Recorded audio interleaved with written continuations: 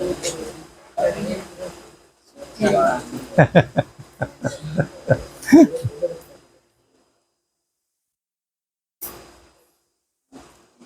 हम लोग बात कर रहे थे कि वो छोटी मछली जब वो उसको हिट करने की कोशिश करती है तो वो ऊपर से उसका चला जाता है, फिर वो जाके बड़ी मछली के पास में ध्यान से उसको देखती है और उसको बिल्कुल पास में जा करके तो उसको समझ में आ जाता है कि अच्छा हमें कैसे अपना सिर कहाँ रखना है और किस दिशा में डालना है। हाँ? और तब उसके बाद आने के बाद जब करती है तो सीधा सीधा निशाना सही सही जगह पे उसका जा करके हिट करता है। याद है ना, ऐसे ही हुआ था ना। तो यानी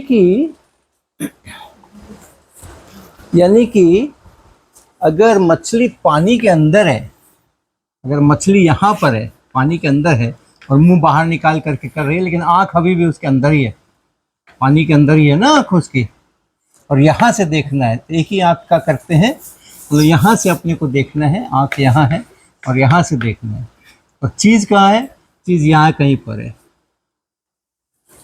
ठीक है, तो इसको अगर मैं ऐसे मिला दूँ, सीधा सीधा ऐसे मिला दूँ, रोशनी ऐसे आई और ऐसे आंख में घुसी, तो इसलिए ये चीज़ जो है इसको मछली को ये कीड़ा यहाँ पे दिखाई दे रहा है, क्योंकि देखने की यही क्रिया है, देखने की यही पद्धति है। हम कोई भी चीज़ देखते हैं, कोई भी चीज़ हम देखते हैं तो आँख को वहाँ क्या हो रहा है उस आँख को क्या पता है, आँख के पास क्या सूचना है, क्या इन्फॉर्मेशन है, क्या डेटा है, तो उसके पास इतनी ही सूचना है कि मेरी आँख में जो घुस रहा है, आँख केवल उसको जानती है, लेकिन आँख में जो घुस रहा है उसी सीध में वो आगे बढ़ाती है लाइन और ढूंढ के निकालती है कि कहाँ पर चीज़ है।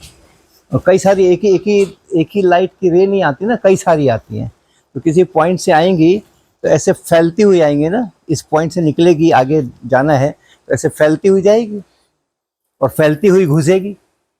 ठीक है, और आँख को वो फैलती हुई घुस रही है ये पता है। तो सारा जो हमने बताया था कि आँख के अंदर में रेटिना होती है, आँख की रोशनी यहाँ से वो घुसती है, तो घुसने के बाद हाँ वो रेटिना पर जाती है, रेटिना पे ढेर सारे करोड़ों की संख्या में ऐसे ऐसे ऐसे स्पॉट्स होते हैं जहाँ पर लाइट जब पड़े वोल्टेज बिजली बनती है, बिजली बनती है। हाँ, और फिर वो वहाँ से अंदर अंदर अंदर अंदर अंदर अंदर वो यहाँ पीछे के साइड पहुँचती है, पीछे के साइड पहुँचती है, फिर वहाँ पर कुछ उसका जो वोल्टेजेस पर लिए हुए हैं उससे सारी करके सर्किट वर्किट बंद करके, और तब आपको पता चलता है अच्छा ऐसे लाइट आई थी, इसी को आगे बढ़ाओ और जहाँ जा कर के मिल जाए समझ लो कि वहीं से आ रही थी। ऐसे ही होता है, राइट। तो जिधर से मेरी आँख में घुस रही है हम सोचते हैं कि वो चीज़ वहीं पर है। तो मछली की आँख में जो लाइट घुस रही है वो ऐसी नहीं घुस रही है, अगर ऐसी घुस रही होती तब तो ठीक ही था, अपना इसी दिश यहाँ उसको पता चल जाता यहाँ है, यहाँ पर पानी फेंकती और यहाँ पानी लग जाता, लेकिन वो कहाँ से जा रहा है, पानी ऊपर से जा रहा है, यहाँ से जा रहा है। कहने का मतलब कि इस मछली को जो लग रहा है वो लग रहा है कि ये यहाँ से आ रहा है यहाँ पर, वो कीड़ा यहाँ पर है, उसको लग रहा है कि ये यहाँ से आ रहा है। और अगर हम इसको आँख से मिलाने की कोशिश करें, ऐसा, ओके, देख रहे हो, इसको आँख को लग रहा है कि कीड़ा यहाँ पर है, यानी आँख को जो रोशनी मिल रही है उसको पीछे बढ़ाएंगे तो यहाँ मिलेगा, जबकि कीड़ा बैठा यहाँ है। इसका मतलब क्या हुआ, ये जो लाइट आ रही है ऐसे एक्चुअल लाइट यहाँ आ रही है, लेकिन यहाँ के मुड़ जा रही है, यहाँ आकर के ऐसे बेंड हो जा रही है, तब ये बेंड होने के बाद इसको अगर मछली देखती है अपनी आँख में देखती है तो उसको यहाँ नजर आता है, और इसलिए वो इस पर निशाना लगाती है, और इस पर निशाना लगाती है तो चुक जाती है। फिर जब वो बड़ी मछली के पास जाती है उसी के बगल में खड़ी होती है, जैसे बड़ी मछली देख रही है तो वो भी देख रही है, उसी के एंगल पे वो देख रही है, तो उसको लग रहा है कि हाँ जहाँ मछली दिख रही है वहाँ अपना एंगल नहीं रखना है, उससे झुका के एंगल रखना है। तो वो सीख करके जाती है, फिर वो झुका करके करती है तो वो हिट करती है। तो इसका मतलब लाइट जो आती है हवा से और पानी में जिस समय घुस रही है उस समय ऐसा ऐसे सीधी नहीं जा करके, ऐसे सीधी नहीं जा करके ऐसे मुड़ जा रही है, ताकि आंख को लगे कि ये यहाँ पे।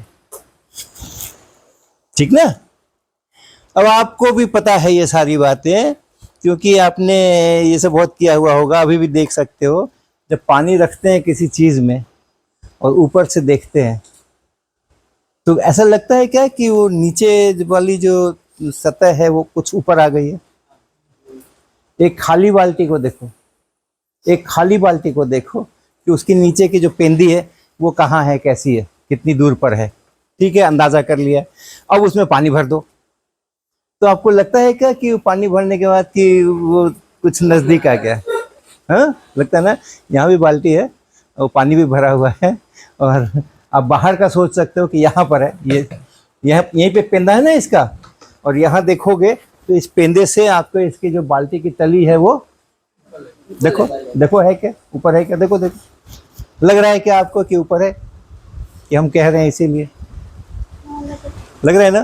कितना ऊपर लग रहा है, इतना सा ऊपर लग रहा है कि इतना लग रहा है कि इतना लग रहा है कि इतना लग रहा है, कितना ऊपर लग रहा है। हाँ, इतना लग रहा है। ठीक है, इतना लग रहा है। हाँ, देखना है तो देख लो। हाँ।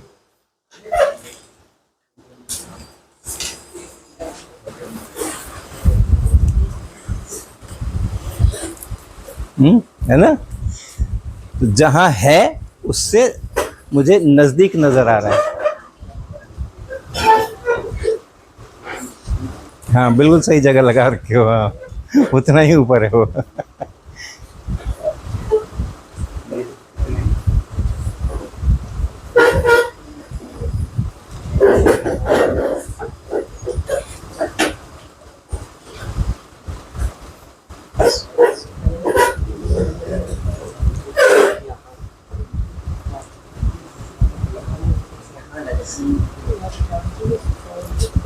अनुभव जी, एक स्केल है क्या बड़ा वाला, मीटर स्केल? 30 सेंटीमीटर में भी हो जाएगा शायद। यहाँ पे लग रहा है। हाँ, ठीक है। तो हमें क्या लग रहा है, जहां है वहां से मेरे और नजदीक आ गया है, ऐसा लग रहा है ना। यहाँ पे मछली को लग रहा है कि जहां है वहां से नजदीक आ गया है कि दूर चला गया है। ये कीड़ा जहां है वहां से दूर चला गया है। तो ऐसा क्यों? मेरे को तो लग रहा है कि पास आ गया, और मछली को लग रहा है कि दूर चला गया।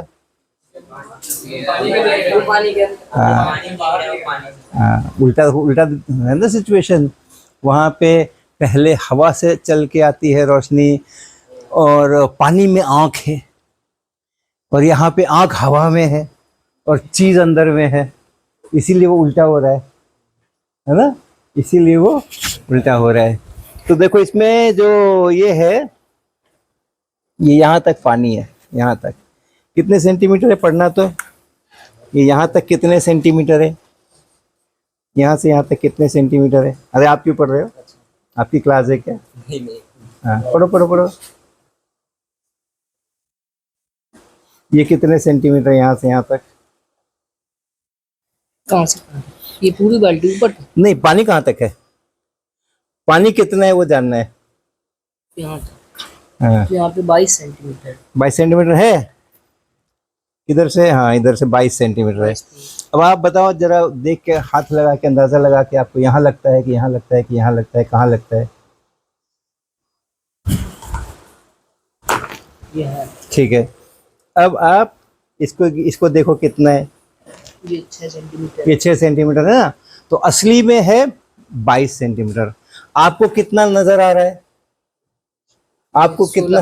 16 नजर आ रहा है। हाँ, ठीक, गुड गुड। जो असली में पानी है वो है 22 सेंटीमीटर। यहाँ तक पानी है, पेंदी यहाँ है, टेबल यहाँ है, और हमें जो ये पेंदा नजर आ रहा है वो थोड़ा उठा हुआ नजर आ रहा है। और कितना उठा हुआ नजर आ रहा है? तो 6 सेंटीमीटर आ रहा है ना। तो ये हमें ये कितना नजर आ रहा है? पेंदी कितनी दूर नजर आ रही है? 16 सेंटीमीटर, है ना। और ये जो अनुपात है 22/16, 22 सेंटीमीटर बटा 16 सेंटीमीटर। ये अनुपात इस लिक्विड का की अपना अपना गुण है। हम ये लिक्विड बदल देंगे तो ये अनुपात बदल जाएगा, हो सकता है कम हो जाए, हो सकता है ज़्यादा हो जाए। तो इसको हम लोग कहते हैं, उसके लिए नाम है अपवर्तनांक। क्या नाम है? अपवर्तनांक और रिफ्रैक्टिव इंडेक्स।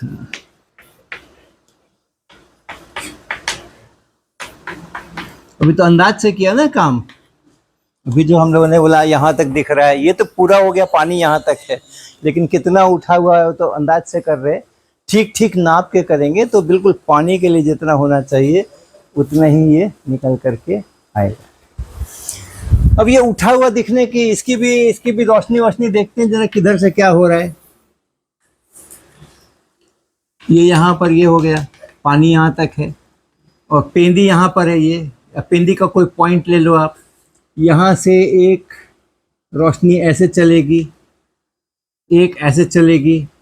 ऊपर से देख रहे थे ना हम ऐसे ऊपर से देख रहे थे ना, मछली ऊपर से नहीं देख रही थी, मछली साइड से देख रही थी, लेकिन हम अभी इसकी चर्चा कर रहे हैं जो हम ऊपर से देख रहे हैं। तो अब यहाँ पानी से हवा में निकलते समय में ये जो है ये मुड़ने वाली है, सीधी सीधे ऐसे नहीं जाने वाली है। ये ऐसे जाती तो मेरी आंख को भी ये यहीं पर दिखाई पड़ता, लेकिन मेरी आंख को कहाँ दिखाई पड़ता है? ऊपर उठा हुआ। तो मेरी आंख को, जो मेरी आंख यहाँ पर से हम देख रहे हैं ऊपर से, तो मेरी आंख को लग रहा है कि ये लाइट ऐसे आ रही है, यहां से आ रही है ना मेरी। तो आंख में ये लाइट घुस रही है, ये लाइट घुस रही है, और आंख उसको पीछे बढ़ाती है अपनी आदत के मुताबिक, तो उसको यहाँ ये जाके मिलता है, तो यहाँ उसको नजर आता है। ऐसे देखते हैं ना हम, आंख में जब लाइट ऐसे फैलती हुई आती है तो आंख का काम है उसको पीछे बढ़ाओ, इसको पीछे बढ़ाओ, इसको पीछे बढ़ाया तो यहाँ पे मिला। यानी इधर से जो लाइट मेरी ऐसे जो चली थी लाइट, वो अब इधर को मुड़ी है। ठीक है, किधर को मुड़ी है? बाहर की तरफ मुड़ी है। यहाँ भी जो लाइट मेरी ऐसी यहाँ से चल के आ रही थी, ऐसे आ रही थी, वो जाकर के इधर को मुड़ी है, इस तरफ को मुड़ गई, ऐसे बेंड हुआ है, तभी तो बढ़ करके यहाँ पे मिल रहा है वो। ठीक है ना? तो पानी से जब हवा में जाते तो जितना ऐसा फैलाव है यहाँ पे वो और ज़्यादा फैलाव हो जाता है। हाँ देखो, वो कह रहे नॉर्मल से दूर है। नॉर्मल क्या होता है? इस पॉइंट पे रे बाहर निकलती है किसी मीडियम से, तो उससे एक लाइन खींचते हैं परपेंडिकुलर। अच्छा, किसके परपेंडिकुलर? जैसे पानी से एयर में जा रही है तो जिस भी पॉइंट पे जा रही होगी उस लाइन, उसी पे। हाँ, बोर्ड है ना, तो बोर्ड पे बड़ा आसान है कि ये लाइन है, ये लाइन दिख रही है, यहाँ पानी की सतह है, ये लाइन दिख रही है, यहाँ तक पानी है, इसी के ऊपर ऐसे परपेंडिकुलर डाल देते हैं, उसी को बोल देते हैं नॉर्मल। ऐसे होता है ना। लेकिन यहाँ जो बाल्टी में पानी है वो एक लाइन नहीं है, वो बाल्टी में तो इतना बड़ा है ना, तो वहाँ तो बहुत सारी लाइन है। ऐसे वाली भी एक लाइन है, ऐसे वाली भी एक लाइन है, ऐसे वाली भी एक लाइन है, ढेरों लाइन है। किस पे?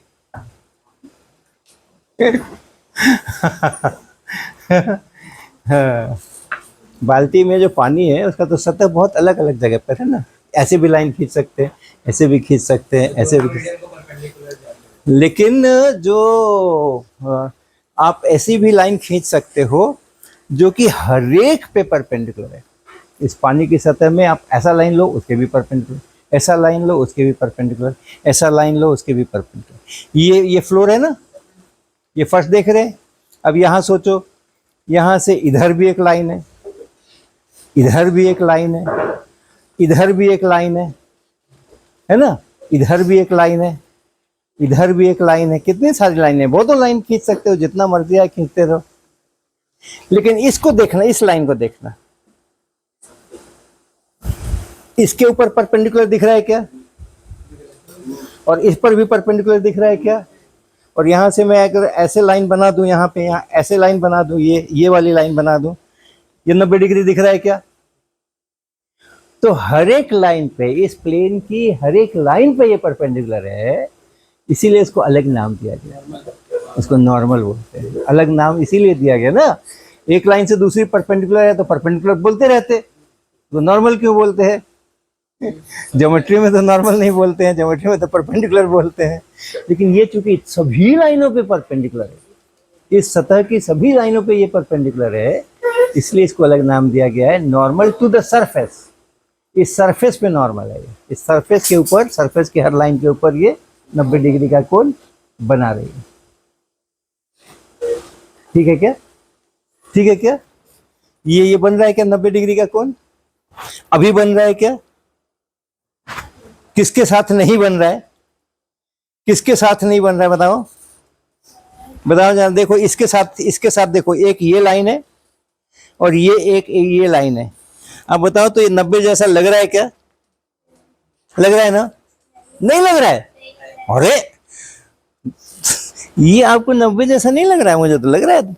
और लोग बताओ भाई, एक ये लाइन देखना और एक स्केल की लाइन देखना, आपको इसके बीच का कोण 90 से कम एक्यूट एंगल लग रहा है, न्यून कोण लग रहा है, कि अधिक कोण लग रहा है, 90 से ज्यादा लग रहा है? एक ये लाइन देखो और एक मेरी स्केल की लाइन देखो, ऐसे आए और ऐसे गए।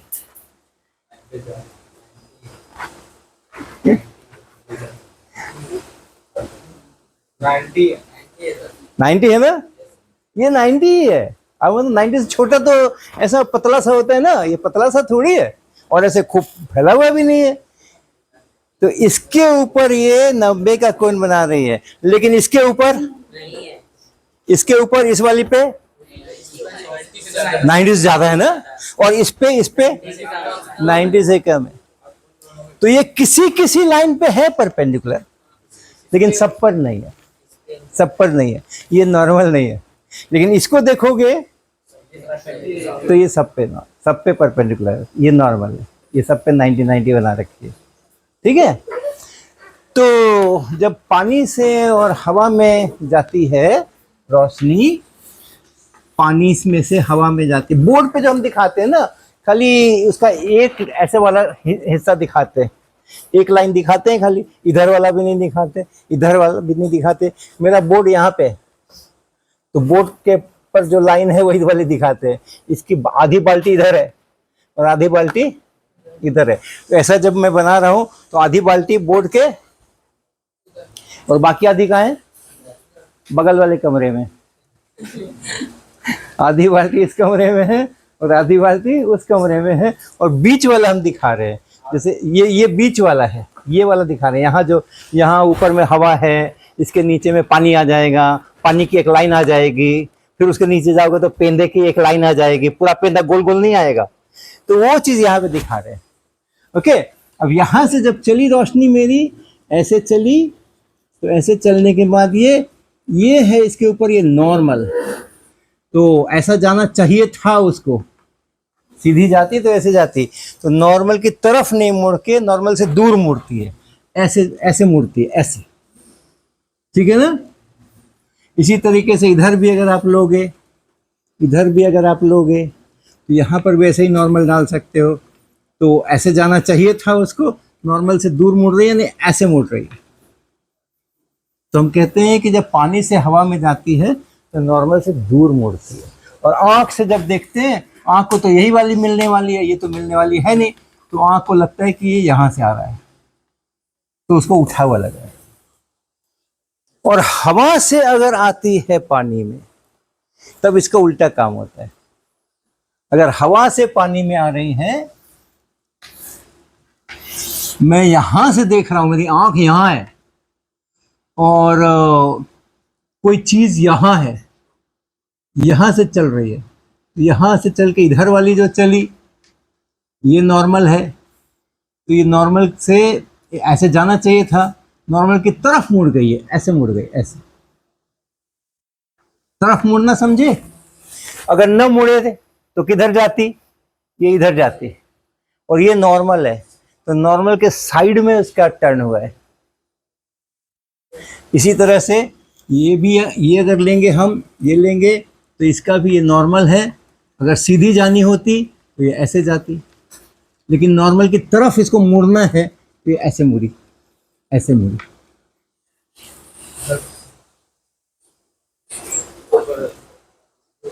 ना बोलते हैं तो इसका मतलब कि जो मीडियम दूसरे वाले में जाएगी तो लाइट मुड़ेगी, अगर लाइट मीडियम पे जा मतलब नॉर्मल पे जाती तो मुड़ती नहीं। हाँ आते करते हैं, उसकी भी चर्चा करेंगे, बिल्कुल करेंगे। तो ये हो गया। तो इसीलिए जो अगर इधर आंख होगी तो आंख को तो ये वाली रोशनी मिलेगी ना।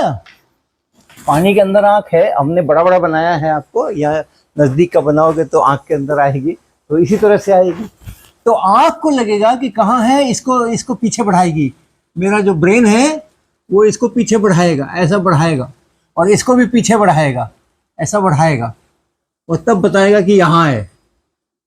तो है यहाँ, एक्चुअल यहाँ है, लेकिन उसको दिखाई पड़ेगा यहाँ पे, यहाँ पर है, यहाँ एक्चुअल यहाँ है, और इसको दिखाई पड़ेगा कहाँ, यहाँ। ठीक ठीक ना। तो पानी में जब वो ऐसे तिरछी जाती है तो मुड़ जाती है। सीधी अगर जाए, एक यहाँ से चली और सीधा ऐसे चली, सीधा ऐसे चली, और यही नॉर्मल भी है, तो किधर मोड़े? अगर मुड़ना हो तो इसको किधर मोड़ना चाहिए, इधर किधर?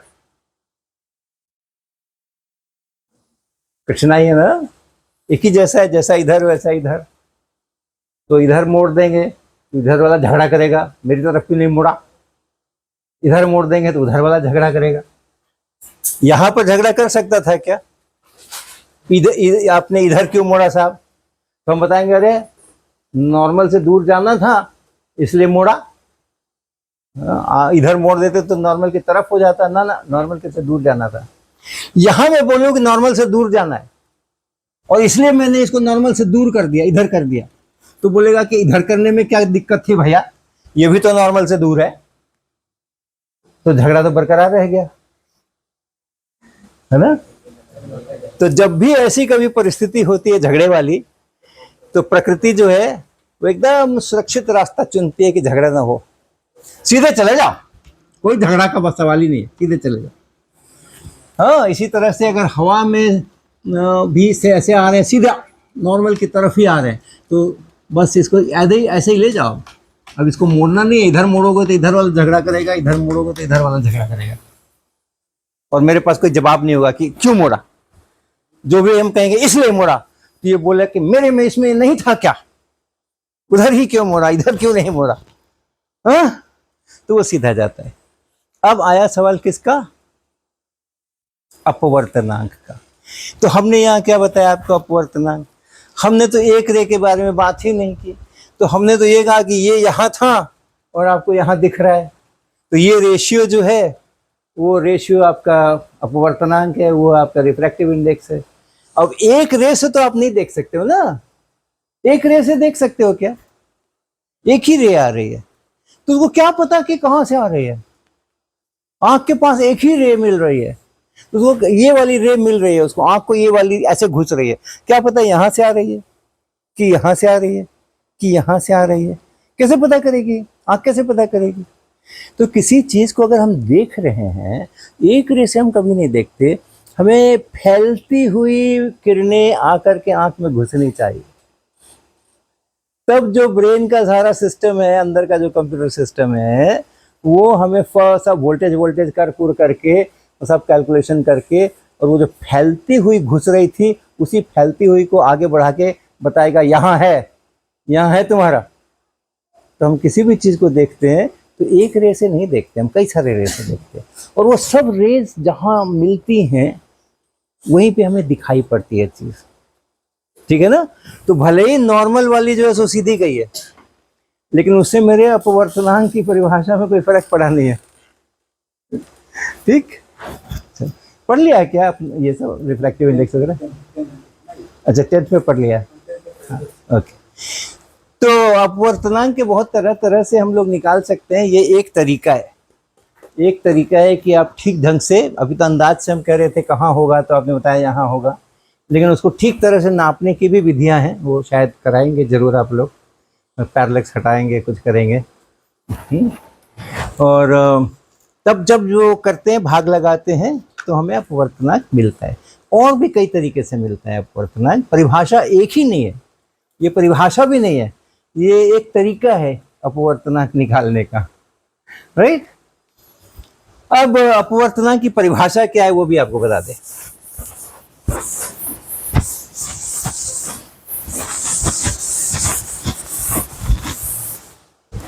देखो यहाँ पे बहुत सारे क्लिप रखे हुए हैं, और ये कुछ ये छर्रे रखे हुए हैं। अब आप सोच के बताना कि अगर मैं इसमें से एक क्लिप को या एक छर्रे को इसमें डाल दूं, ऐसे ही है, चलो 3 मिले हुए हैं, कोई बात नहीं, निकाल भी सकते हैं। इसको मैं ऐसे डाल दूं इसके अंदर में, तो हवा में जैसे ऐसे गिरता है, जब पानी में घुसेगा और तेज जाएगा कि कम जाएगा? कम जाएगा ना, धीमा जाएगा, धीरे धीरे जाएगा।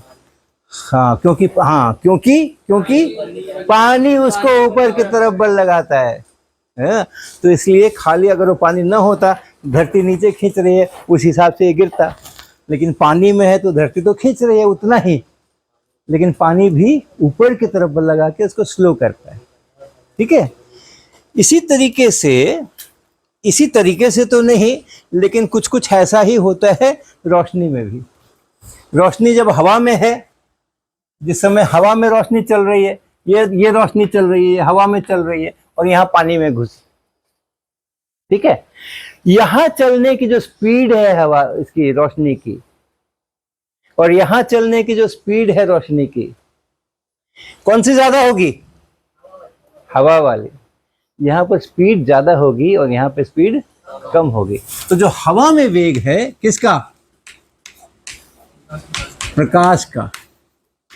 हवा में जो प्रकाश का वेग है या चाल है,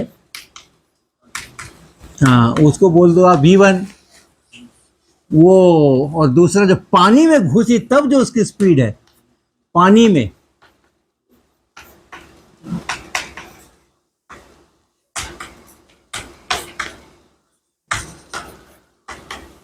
उसको बोलो v2। तो कौन बड़ा कौन छोटा? यहाँ कैसा वाला निशान लगाऊं? यहाँ कैसा वाला निशान लगाऊं? ऐसा वाला लगाऊं कि ऐसा वाला लगाऊं? बड़ा हो जाएगा। हाँ, पहले ना ऐसा वाला लगाओ, ये ऐसा वाला लगाओ। तो पानी का जो अपवर्तनांक है ना, पानी का जो अपवर्तनांक है, रिफ्रैक्टिव इंडेक्स, वो है तुम्हारा v1 बटा v2। लोग किताब में क्या लिखते हैं? लोग म्यू लिखते हैं कि n लिखते हैं? n लिखते ऐसा। पानी का अपवर्तनांक जब हवा से आ रही है, तब हवा से रोशनी पानी में आ रही है, तो पानी का अपवर्तनांक जब लिखेंगे उस स्थिति के लिए, तो हवा में प्रकाश का वेग बटा पानी में प्रकाश का वेग। तो ये 1 से बड़ा होगा कि छोटा? हवा में जो प्रकाश का वेग है ऊपर है, और पानी में जो है वो नीचे है। तो ये बड़ा है, ये छोटा है। बड़े में छोटे से भाग लगाओगे तो 1 से ज्यादा मिलने वाला है। तो जो अपवर्तनांक होते हैं वस्तुओं का, पानी का, जैसा पानी है वैसे ही और भी ट्रांसपेरेंट लिक्विड्स होंगे या ट्रांसपेरेंट सॉलिड होंगे। जैसे शीशा है, शीशे के अंदर में भी हवा चलती है, प्रकाश चलता है शीशे के अंदर में भी। या प्लास्टिक है, क्लीन बढ़िया वाला प्लास्टिक, तो उसमें से भी रोशनी चलती है ना। तो उसका अपवर्तनांक निकालने के लिए परिभाषा ये है, निकालने के तरीके अलग अलग हो सकते हैं, लेकिन ऐसी परिभाषा ये है कि उस प्रकाश का जो वेग है वो आप, उनका जो रेशियो है वो आपका रिफ्रैक्टिव इंडेक्स, और वो हमेशा 1 से ज़्यादा, वो हमेशा 1 से ज़्यादा। हवा से अगर आ रही है, पानी में, शीशे में, प्लास्टिक में, किसी भी चीज़ के अंदर में अगर हवा से चल कर के घुस रही है, तो उस समय का जो अपवर्तनांक है उस ट्रांसपेरेंट चीज़ का, वो ऐसे परिभाषा करते हैं। ठीक है, तो ये हो गई कल की मछली की कहानी पूरी, क्यों उसका टूटा। अब थोड़े खेल तमाशे और आपको दिखाते हैं। ऑक्टोपस चलाओ, ऑक्टोपस वाला स्लाइड। ये नहीं, ये हाँ हाँ, ये ऑक्टोपस जानते हैं ना, समुद्र के अंदर में रहते हैं।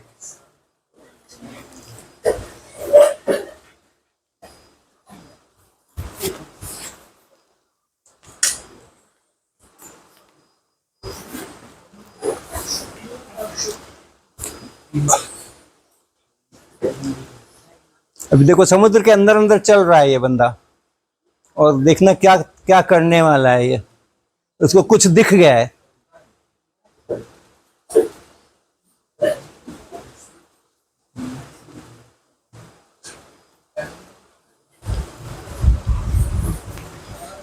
हाँ, जरा सा पॉज कर दीजिए तो वहीं पे।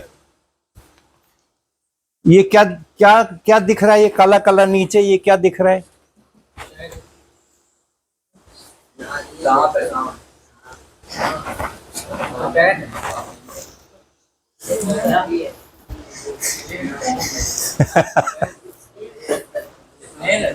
हाँ, स्नेक।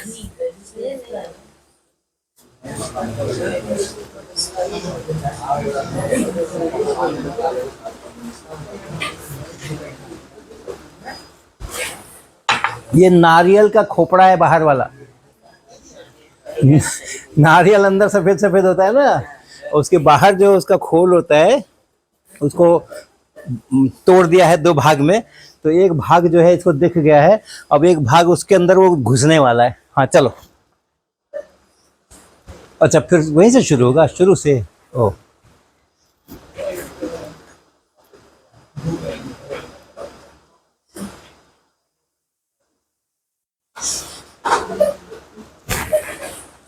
ये देखो, ये खोपड़ा है, इसके अंदर ये घुसा।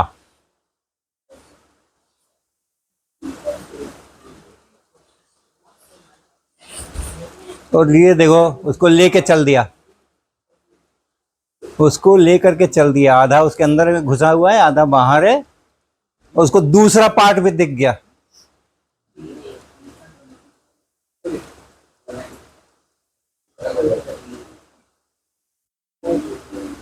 ये देखो, दोनों पार्ट उसने मिला के अंदर घुस गया, छिप गया बिल्कुल। उसको कोई, उसका कोई शिकार नहीं कर सकता।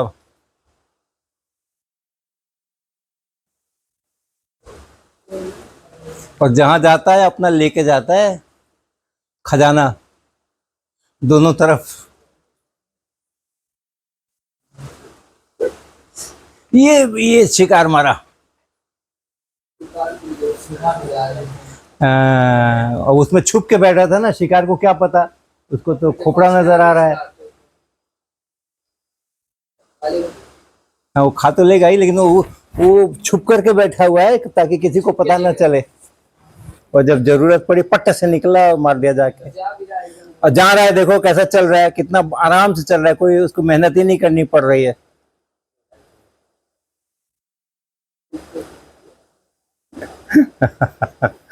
चलो हाँ, बंद कर दीजिए, बंद कर दीजिए।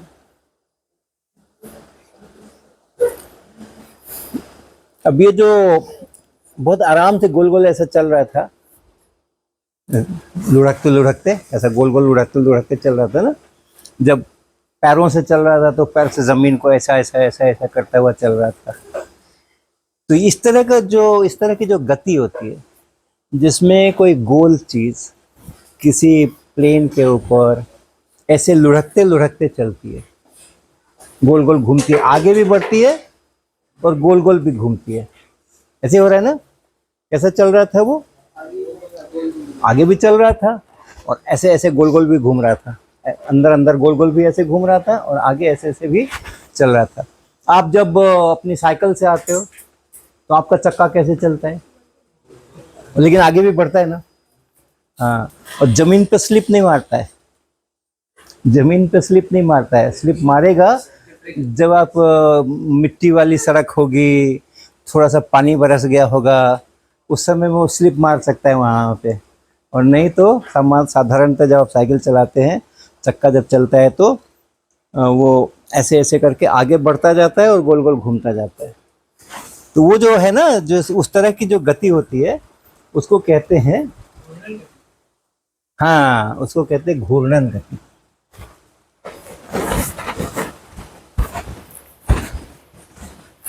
घूर्णन गति भी नहीं कहते हैं उसको। घूर्णन का मतलब होता है रोटेशन, रोटेशन का मतलब होता है जहां है वहीं घूम जाओ। हाँ, सर्कुलर मोशन। सर्किल का मतलब होता है एक छोटा सा पार्टिकल है ऐसे सर्किल पे चल रहा है तो उसको सर्कुलर मोशन कहते हैं। लेकिन मेरा अगर बड़ा सा चक्का है, हाँ फैन है, जैसे पूरा फैन है, तो ये इसका एक पॉइंट को देखोगे तो हाँ वो पॉइंट एक सर्किल पे चल रहा है। लेकिन पूरा पंखा एक सर्किल पे चल रहा है क्या? पूरा पंखा किसी एक सर्किल पे चल रहा है क्या? नहीं चल रहा है ना। ब्लेड का आखिरी पॉइंट देखो कितना बड़ा सर्किल बना रखा है, सबसे बड़ा वही है, पंखा वहीं पे दिखाई पड़ रहा है, वहीं खत्म हो गया पंखा। हाँ, तो ब्लेड का बाहर का कोई पॉइंट ले लो आप किनारे का, वो एक बड़े से सर्किल में चल रहा है। और ब्लेड का जहां वो जुड़ा हुआ है, जो बीच में जुड़ा हुआ है, वो पॉइंट ले लो, वो तो उतने ही में चल रहा है, ऐसे छोटे से सर्किल में चल रहा है।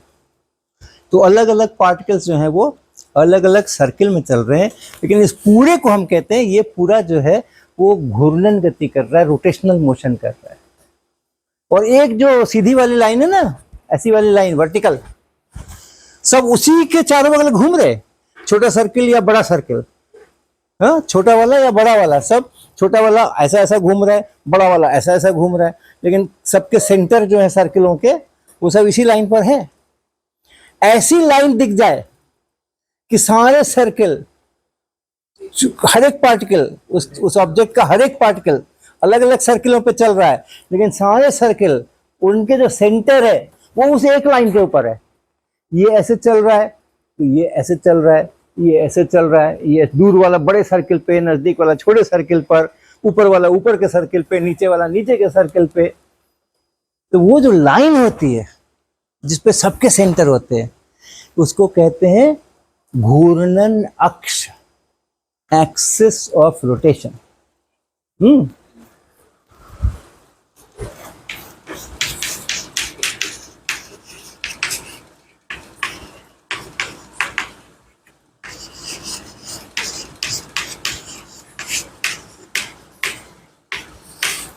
ऐसा कहते हैं। ठीक है, ठीक है। तो अगर ये है, इसको हम लेकर के और ऐसा ऐसा घुमाए, मान लो यहाँ सुदर्शन चक्र, शंकर, इसका किसका होता है सुदर्शन चक्र? कृष्ण जी का। हाँ, तो मान लो कृष्ण जी का सुदर्शन चक्र है, उंगली के ऊपर टिकाए रखते हैं और वो ऐसा गोल गोल घूमता रहता है, ऐसे घूमता है ना। तो ये जो है, ये जो उंगली वाला लाइन है, ये है एक्सिस ऑफ रोटेशन, क्योंकि उस सुदर्शन चक्र के हर पॉइंट सर्किल से पे चल रहे हैं। जो सेंटर के पास वाला है वो छोटे से सर्किल पे चल रहा है, सेंटर से दूर वाला है वो बड़े सर्किल पे चल रहा है, लेकिन सबका सेंटर जो है इसी लाइन के ऊपर। तो ये घूर्णन एक्सिस। अब देखो, ये जो देखो, इसको पकड़ो, ये जो मान लो हमने दोनों तरफ से पकड़ा हुआ है और हम यूं कर रहे हैं, ऐसा ऐसा कर रहे हैं, हर एक पार्टिकल सर्किल पे चल रहा है क्या? ये वाला को देखो, इस पार्टिकल को देखना, ये सर्किल पे चल रहा है क्या? इसी को खाली ध्यान देना, बाकी का ध्यान नहीं देना। किस रास्ते पे चला? नहीं, नहीं दिखा। इसको देखना, केवल इसको देखना। ये अभी यहाँ है, अभी यहाँ जाएगा, फिर यहाँ जाएगा, फिर यहाँ जाएगा, फिर यहाँ जाएगा, फिर यहाँ जाएगा, फिर यहाँ जाएगा, देखना।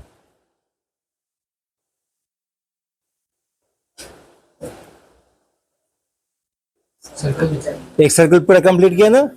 इस सर्किल का केंद्र कहाँ है? ओह, क्या हुआ? वो सो रहे थे कि कुर्सी सो रही थी? कौन सो रहा था? दोनों में से दोनों सो रहे थे। अब इस पार्टिकल, इसको देखना, इस वाले पार्टिकल को देखना, इसका रास्ता देखना। ये भी सर्कल इसका छोटा सबका अलग अलग सर्कल। हाँ, लेकिन इसका सेंटर कहाँ है? इस वाले का सेंटर कहाँ है? और इस वाले का सेंटर कहाँ था? इस लाइन पे। हाँ, और इसका सेंटर कहाँ आएगा? इसका। तो सारे सेंटर किस लाइन पर है? कौन सी वाली लाइन पे? इस लाइन को क्या बोलेंगे? Axis of rotation. इस रोटेशन के लिए ये लाइन जो है वो एक्सिस ऑफ रोटेशन है। ठीक है। और ऐसा ऐसा घुमा दूं, ये वाली लंबाई वाली अब इधर से हो गई है हाँ, अब इधर से हो गई है ना? तो ये एक्सेस रोटेशन है, आपको नहीं दिखा होगा, हम तो उधर थे। आप देखना, हम इसको घुमाएंगे और ये वाला जो है, इसका जो रास्ता है, जिस रास्ते पे ये चलेगा, ये वाला पोर्शन ऊपर वाला, अभी यहाँ है, थोड़ी देर बाद कहाँ होगा देखना, फिर कहाँ होगा देखना, फिर कहाँ होगा देखना, फिर कहाँ होगा देखना, उसका रास्ता पूरा देखना इसी का, और बाकी चीज देखने का जरूरत नहीं है। अभी देखो अभी कहाँ है, अभी कहाँ है, हाँ, अब अब अब अब अब अब तो इसका रास्ते ने क्या बना दिया, सर्कल बना दिया ना, ये सर्कल में चल रहा है। अब इसको देखना, इस वाले पॉइंट को, इसको देखना, इसी को देखना, बाकी कुछ नहीं, इसी को देखना। अभी यहाँ है, अभी इधर जाने वाला है, ये देखना, इसको देखना।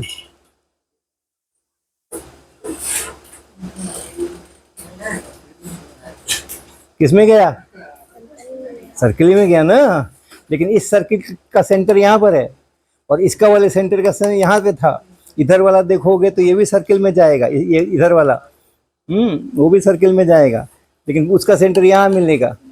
सारे सेंटर इस लाइन पे है। ये है अपना एक्सिस ऑफ रोटेशन, तो इसको कहते हैं रोटेशनल मोशन। ऐसे वाले को कहते हैं रोटेशनल मोशन।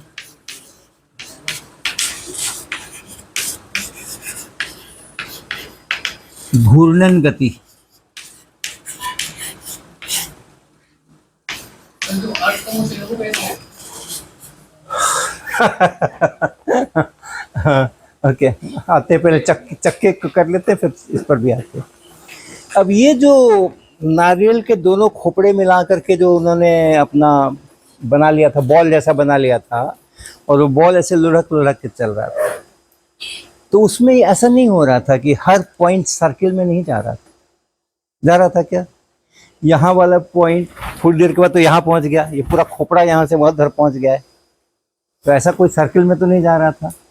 लेकिन दो तरह का इसको आप ब्रेक करके सोच सकते हो इस मोशन को। इस मोशन में दो तरह के मोशन है, ऐसा कह सकते हो। ये घूम भी रहा है, घूर्णन भी कर रहा है, रोटेशन भी कर रहा है, और साथ में आगे भी चल रहा है। दोनों को मिला करके मोशन है ये खुद अपने आप में पूरा घूर्णन नहीं है और खुद तो सीधा सीधा भी नहीं चल रहा है, दोनों का मिक्स्ड है वो। ओके, लेकिन ऐसा वाला अगर चले कि किसी सरफेस के ऊपर कोई गोल चीज घूमती हुई आगे बढ़े और जहां नीचे है वहां स्लिप ना करे, राइट, जो नीचे जहां सटा हुआ है वहां ऐसे स्लिप ना करे, ऐसे स्लिप ना करे। जैसे आप साइकिल का चक्का चलाते हो सड़क के ऊपर, स्लिप नहीं करता है, लेकिन अगर कुछ मिट्टी में पानी वानी रहती है तो स्लिप कर भी जाता है कई बार। तो ऐसा वाला जो मोशन होता है उसको अलग से उसका नाम है, हिंदी में क्या कहते हैं भाई, हमने जो पढ़ा था लोटनी गति। हाँ, लोटनी गति कहते हैं, लोट कर चलता है, लोट करके चलता है वो। हाँ? तो ऐसा करके ये वैसा चल रहा है। अब जो सूटकेस वगैरह हम लोग लेके चलते हैं तो सब में आजकल नीचे क्या लगे हुए हैं, पहिए लगे हुए हैं, चक्के लगे हुए हैं, इसलिए कि वो लोटनी गति करते हुए चले। अगर हमारे पास में एक बक्सा होता बिना चक्के वाला और हमें उसको खींच करके ले जाना होता तो मेरे लिए काफ़ी कठिन था। 20-25 किलो सामान उसमें अगर रख दिया जाए तो वो चलेगा ही नहीं, खिंचाएगा ही नहीं। 8-10 किलो होगा तो मुश्किल से खिंचाएगा। लेकिन वो पहिए जो लगे होते हैं लोटनी गति से जब वो चलता है और हम इसको टेढ़ा करके और ऐसे करके लेके चलते हैं, बहुत आराम से चलते हैं। तो इस तरह का लोटनी गति जब करते हैं तो जो ज़मीन है ना, वो ज़मीन ज़्यादा नहीं रोक पाती है, उल्टा नहीं रोक पाती है। और जब ऐसे सीधा घिसट के जब चलना होता है तब जो ज़मीन है उसको ज़्यादा रोकती है, तो हमें भी ज़्यादा बल लगाना पड़ता है। तो हम लोग कहते हैं कि ज़मीन का घर्षण कम हो गया। लोटनी गति में ज़मीन का जो घर्षण है, जो उल्टा बल लगाती है, वो कम हो गया। और अगर सीधा वो घिसट के चल रहा है, स्लिप करता हुआ चल रहा है, तो वो अधिक हो गया। तो ये जो ऑक्टोपस महोदय हैं उनको अब एकदम परेशानी नहीं हो रही है कुछ भी चलने में। वो अपना अंदर में थोड़ा सा अपना हाथ पाँव ऐसा वैसा करते होंगे और आराम आराम से चल रहे हैं, क्योंकि ज़मीन से अब उनको घर्षण मिल ही नहीं रहा है, ज़मीन पर है ही नहीं। और ये गोल गोल है और लोटनी गति कर रहा है, तो इसको बहुत ही कम घर्षण मिल रहा है। तो कुल मिलाकर के सब कुछ मामला बिल्कुल ठीक ठाक है। 4:30 बज गए। ओके अच्छा 5 मिनट फास्ट। तो हम आपको इसके बाद भी एक और वीडियो दिखाएंगे, लेकिन उसकी चर्चा फिर कल करेंगे, ज़्यादा चर्चा करने की है भी नहीं। हाँ चला दो। ये कौन है? मच्छर है। अच्छा पॉज करोगे तो फिर यहीं से शुरू करना पड़ेगा क्या, बिगनिंग से? अच्छा, ये जो सज्जन है ये रिसर्चर हैं, बायोलॉजिस्ट हैं, ये बायोलॉजी पढ़ करके रिसर्च कर रहे हैं और इंसेक्ट्स के ऊपर, कीड़ों के ऊपर ये रिसर्च कर रहे हैं। और अभी जो हैं ये जा रहे हैं कहीं दूसरी बड़ी लेबोरेटरी में, किसी बड़े प्रोफेसर की लैब में। और जो बड़े वाले लैब के प्रोफेसर हैं वो मच्छरों के ऊपर और भी ज़्यादा रिसर्च करते हैं, तो उनके पास ये जा रहे हैं। चलो। Particular spots on your DNA that make you more or less likely to be attracted to mosquitoes. And in this video, I'm going to put that to the test. So I flew to New Mexico State University to meet mosquito man, Professor Emo Hansen. ये आ गए उनके lab में। Here he maintains colonies of many different species of mosquitoes. And one exotic strain, he actually feeds for this. सफाई नहीं होती यहाँ पे, इतने मच्छर घूम रहे हैं लैब के अंदर में।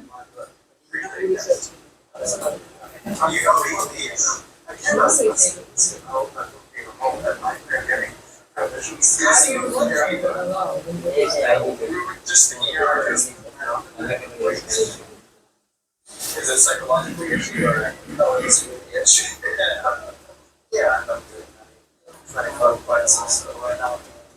Mosquitoes need our blood proteins to make their eggs, so only the female mosquitoes bite. The eggs hatch into these wriggly larvae, which develop into pupae before becoming flying adult mosquitoes. Then they once again seek out vertebrate blood to make more eggs. The whole life cycle takes just 2 weeks.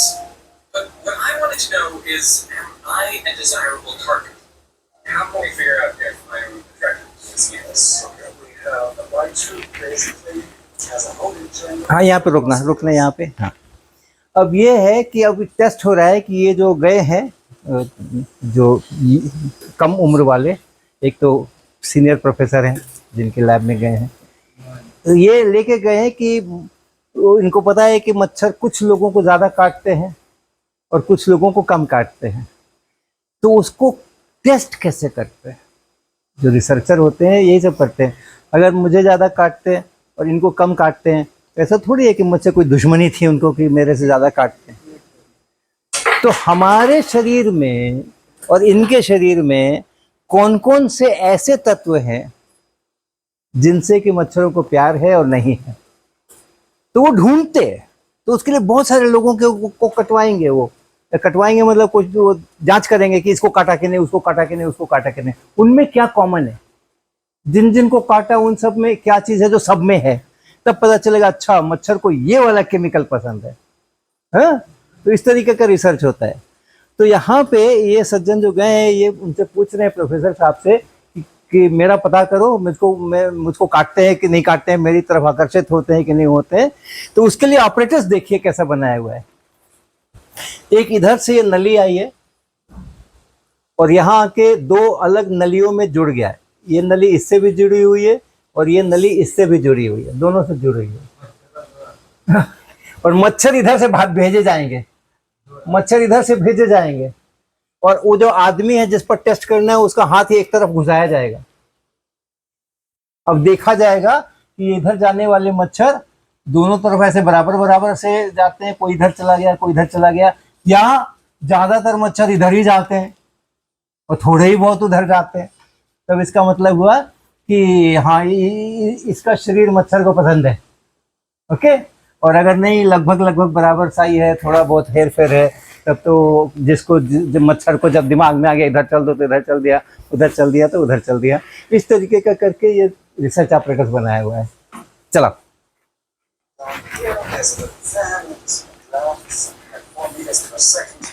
we're going to insert a bait into one of these chambers, the green or the yellow one. So by bait, you're saying bait. Yes. And we put your hand in there. Would be good if you would rub your hand first, so if you're steady. Yes. हाँ, एक बार pause करो, एक बार pause करो। अब क्या है कि वो जो शरीर के ऊपर जो केमिकल्स वगैरह हमारे पसीने के साथ में निकलते हैं, किसके शरीर में से कौन सा केमिकल निकल रहा है मच्छर को, उससे मतलब है। तो अब वो हाथ डालना है उसको, तो हाथ पर थोड़े केमिकल्स लगे हों तब तो होगा ना। तो इसलिए वो कहते हैं कि थोड़ा ऐसे ऐसे कर लो, थोड़ा ऐसे कर लो, इधर से रगड़ लो, उधर से रगड़ लो, ताकि आपके हाथ के ऊपर हाँ ज़्यादा आ जाए, वो सब ज़्यादा आ जाए, तब फिर उसके अंदर में डाल दो। हाँ,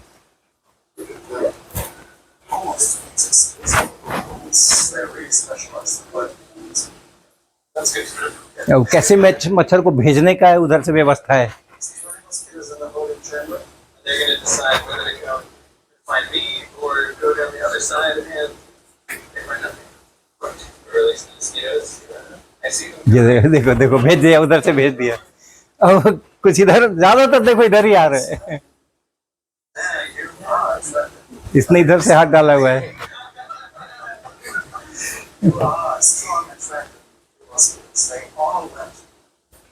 None of them went the other way. This is amazing. I did not expect to have such a strong response. Like, you see all those mosquitoes.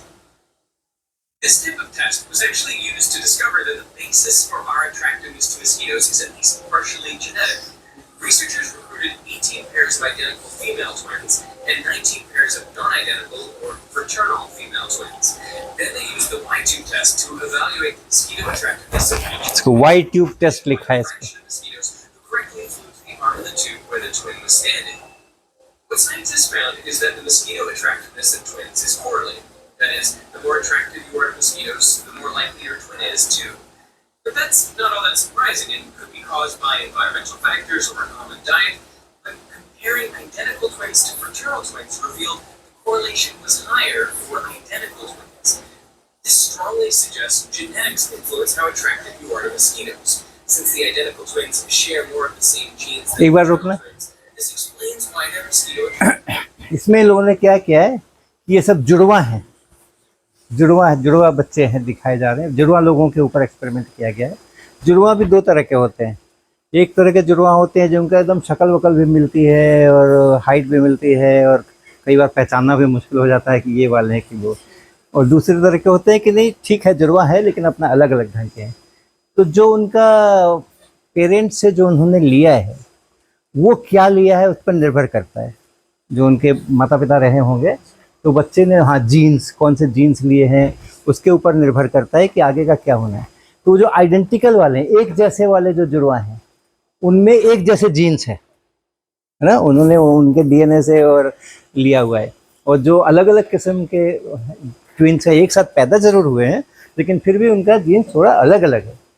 तो ये रिसर्च किया गया है और जो इसमें देखा गया कि जो आइडेंटिकल ट्विन्स होते हैं उनमें मच्छरों के, इसको काटेगा तो उसको भी काटेगा, उनमें बराबर बराबर है, उसमें कोई भेदभाव नहीं। इसको काटेगा तो उसको भी काटेगा। लेकिन जो अलग अलग वाली वैरायटी है उसमें रैंडम है, इसको काटा उसको छोड़ दिया, उसको काटा इसको छोड़ दिया, अलग अलग हो सकता है। अब यहाँ से पता चल रहा है कि मच्छरों के काटने की जो प्रवृत्ति है वो जीन्स से गाइड हो रही है। मनुष्य के जीन्स से उसका पता चल रहा है कि क्या होने वाला है उसका। इस तरह के रिसर्च करते रहते हैं बायोलॉजी के अंदर में। चलो थोड़ा सा दिखा दो, हालांकि कोई नई चीज नहीं है लेकिन थोड़ा रोचक है। It's genetics that determines how much mosquitoes like you. For that last test, I was clearly attracted to these mosquitoes. Yes. Except we weren't comparing me to any other human, we're just comparing me to a control. Exactly. Yes. So what if we compare myself with... ये इनकी पत्नी है, अब इनका test होगा। Okay. So this should be a good test, maybe, to see whether under lab conditions we can reproduce. We'll produce our anecdotal findings. Exactly. Comparing. अब ये अब तैयार हो रही हैं। Okay. Yeah, see, they actually start to wake up. They smell something's going on. really saying, whoa. I'm getting a good amount over here, but so are you. Let's see, I think I'm getting more. It looks to me like you got 3. Okay, well, step by step. अच्छा, दोनों ने हाथ घुसाए हुए लग रहे हैं। Okay. हाँ, दोनों ने लग रहा है हाथ घुसाए हुए।